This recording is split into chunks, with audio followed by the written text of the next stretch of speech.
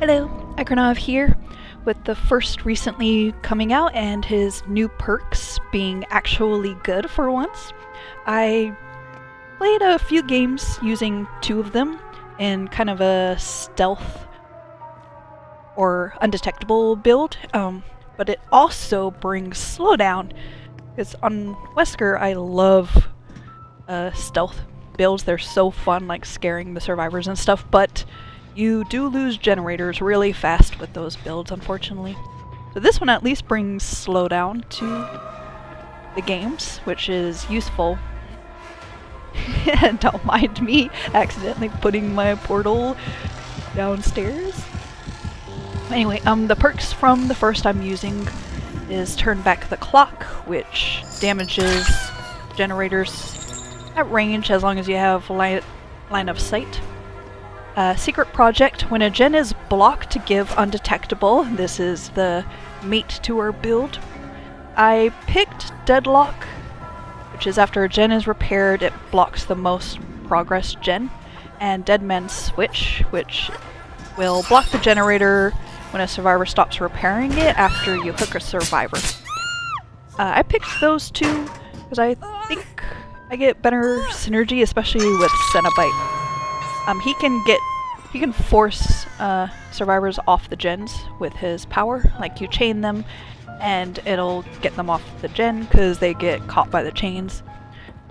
Deadlock was more to keep gens from just, you know, popping like one right after the others.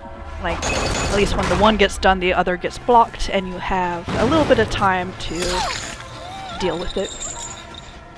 I think I've tried some games with Thrilling Tremors, which is when you pick up a survivor, it'll block gens not being repaired, and that does give you a lot of undetectable, but I was still losing gens really fast, because the time the gens are blocked is really short, and it doesn't block the gens that they're sitting on anyway.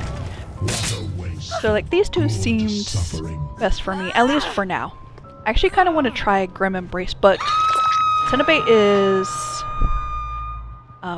he doesn't have a lot of map mobility, so getting away from the hook to activate that can take a little bit longer than like some of the other killers I play, so I didn't pick that one because of that, and it only applies to the first 4 fresh hooks you do, so it was like, at least these other 2 perks I can get value throughout the match. Yeah, we kind of missed some of this match, but I was doing like really good with my portal placements and like getting survivors. Here I should have put my portal, but I'm still like not as confident with Cenobite. But I am like using it better. Like when I put it up on the 2nd floor after they unhooked, because I knew that they were up there. And even if they had moved, at least you could see that they moved and maybe see where they moved to, and you can maybe intercept them.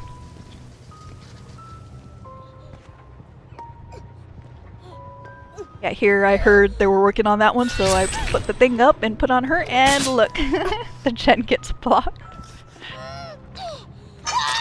And I didn't even have to go up there and like force her off. And then Turn Back the Clock doesn't work either because you have to have line of sight of the generator, so you can't do it through the floor. So I slugged the 11 because Yoichi was right there. I wanted to spread pressure, even though, I mean, it is 5 gens, but it's good to practice like this so, like, you don't get complacent and stuff and lose generators really fast.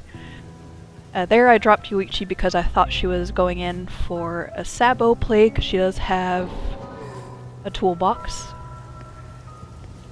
And then I just left her there for a second to go check that generator. No one was on it. So I do pick her up.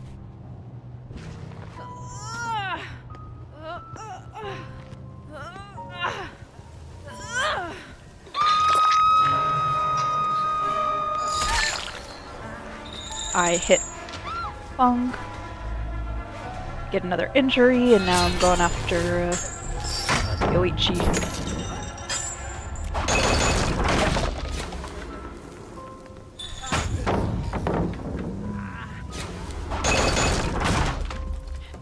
the house out of the way.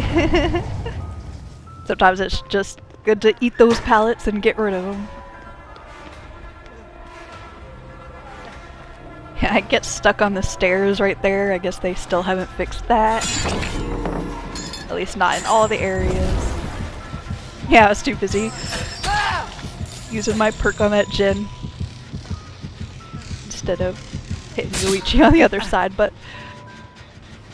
I don't think it was going anywhere anyway.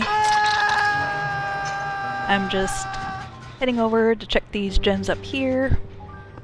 Like, I'm always checking though, like, you never know. Like, survivors could be working on them and they go fast. Like, sometimes you'll be sitting here like, they still have to do 5 gens and then all of a sudden like 4 of them pop. I know that's mathematically impossible, but sometimes it feels like that. Yeah, since I knew they were working on this one, I came to use my perk on it. I heard 11 running below, so I dropped down. And the Yui bot wanted a heal.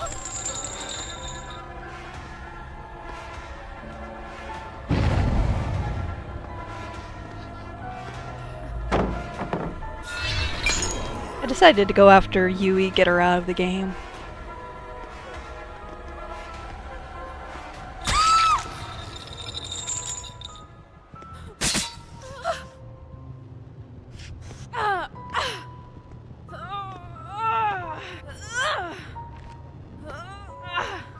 So that generator up there got blocked again. Someone was working on it and then let go.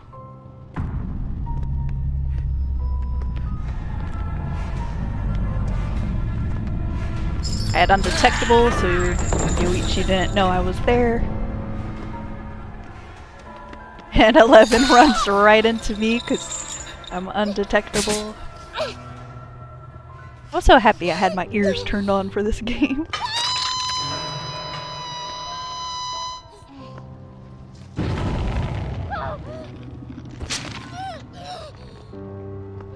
I'm guessing they missed a skill check over there.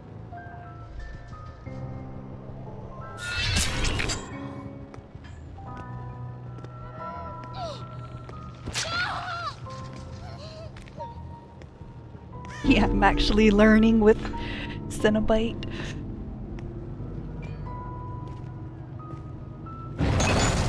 I broke this because I thought he was running back that way, but he was not. And then he was trying to lose me by walking, which is a good idea, but...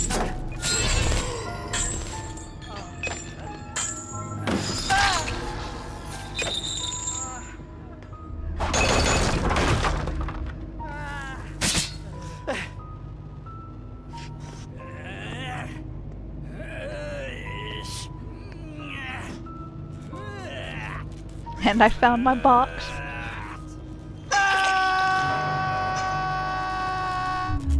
This helps me find the other two, because they're gonna scream.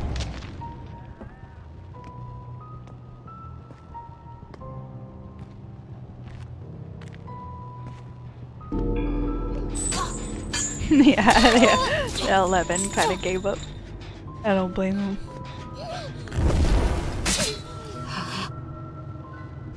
Yeah, I don't think there's a way they could turn this around unless I really drop the ball or something.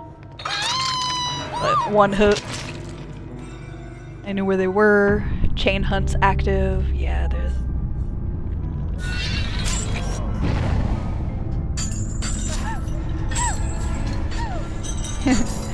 Fong getting so many chains right there helped me get the hit on her.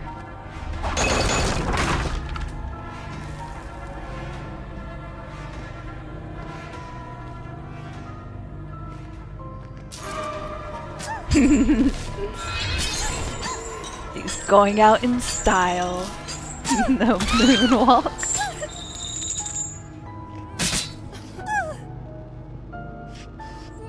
I'll tear your soul apart. I really like Cenobite's voice lines. They're nice to hear throughout the game.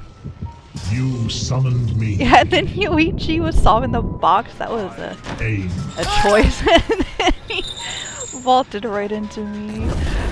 He didn't know where I was. This is a good thing with the indoor maps, right? You teleport to the box. Because here's another game.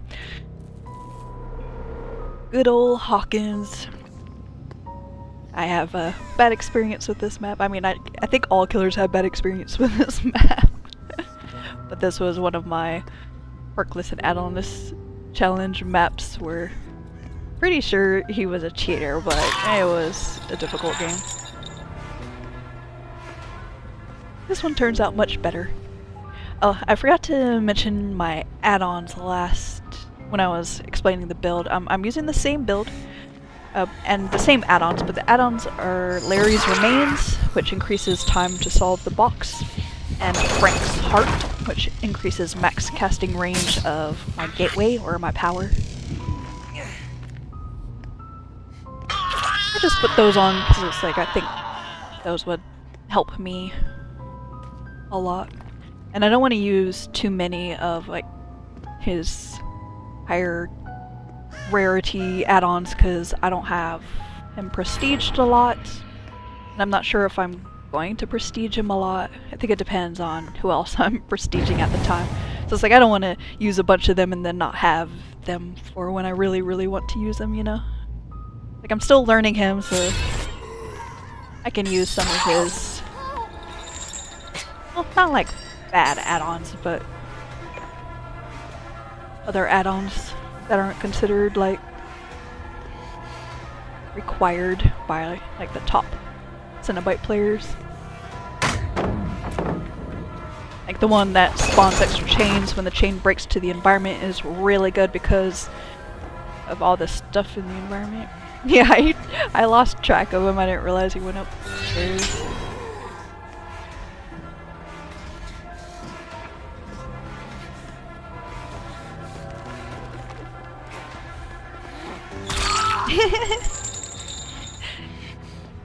Yeah, I quickly looked up because I've been watching some more streamers playing killer, and they say that's a good way to bait out like Dead Hard, because it does something with like the killer model where it looks like you're gonna swing,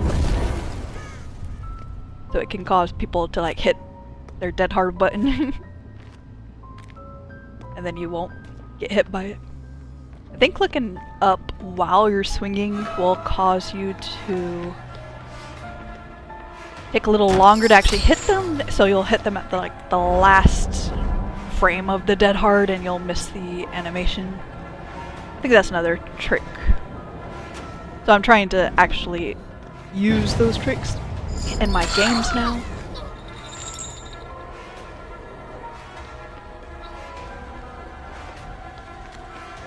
I figure that's probably a better way to bait out Dead Hard than to ride their ass for a while and then just do it. It also might be helpful because the survivors I go against now use it before vaulting pallets and windows now, and that's thrown me off a bit. It's like maybe it'll help with theirs. They'll do it, and since I haven't actually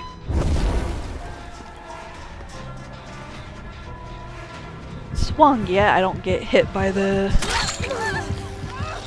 cooldown before I can hit them through the window.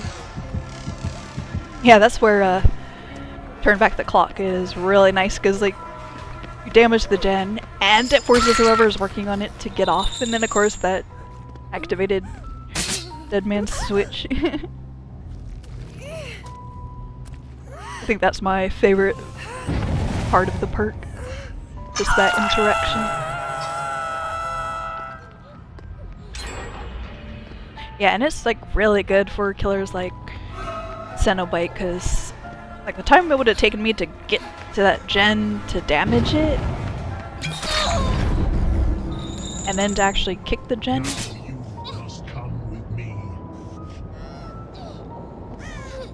And then it's like, if the gen is like really close, like you're not gonna walk to it and get them off of it before it's finished, but no. You only have to be within 20 meters and then you press the button and it forces them off anyway. Or it like forces the damage to go through. It was like really close, that could buy you time.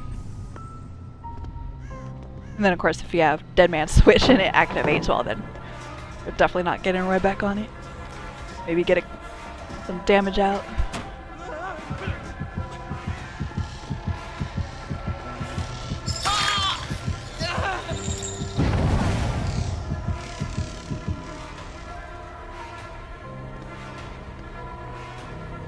Yeah, these games I'm not really playing around the box. I'm like trying to get value from my build.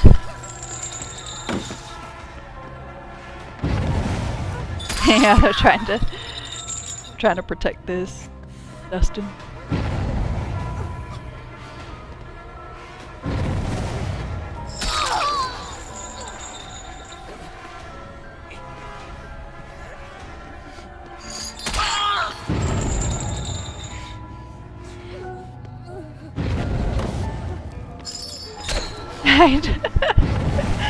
Okay, looking at that again, I don't know why I swung there. Maybe I thought, oh, she was vaulting back over. Man, this is a really good palette for some reason. I don't know why I'm not breaking it either. I guess I'm like, well, I have time. Maybe I can try and do something with it.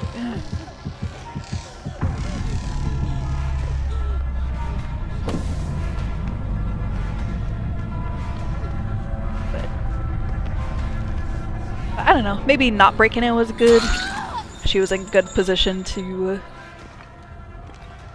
not be able to get flashlight save because she would have to run around or vault the pallet, and that gave me time to pick the Dustin without worrying about pallet save or flashlight blind. Yeah, I still struggle trying to place the portals correctly. Kept trying to do it too close to this stuff on this loop, I guess.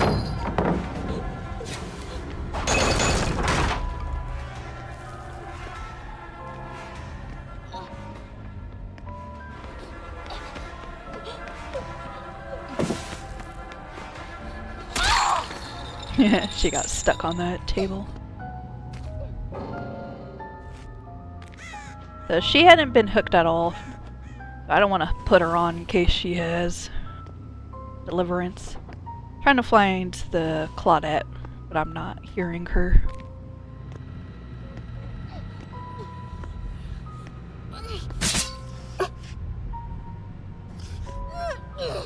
So I decided to hook this 11.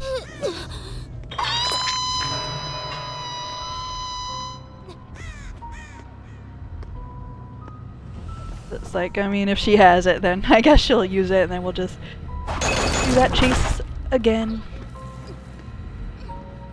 Maybe she could lead me to the Claude. So the other 11 is right there. The bots usually don't move, and if they do, they just move to like the closest pallet and sit under it. So I know like she'll stay there. So my thought process here is I do not want that 11 that's on hook right now to be able to unhook herself. I've gotten screwed over a couple of times because of that. So what I am doing is waiting for, because if I hook the 11 that's on the ground, she's going to die, and then that will give the other 11 a chance to get off hook, because when there's only 2 in the match, the other survivor can try to unhook themselves and then skip the skill checks to give the other survivor a chance at hatch. So what I'm doing here is I'm just making sure the 11 on hook gets to second stage, and then I can hook the 11 that's on the ground, and I can't find Claude, so she's just gonna get bled out. And she's gonna bleed out before the other 11 can finish missing her skill checks.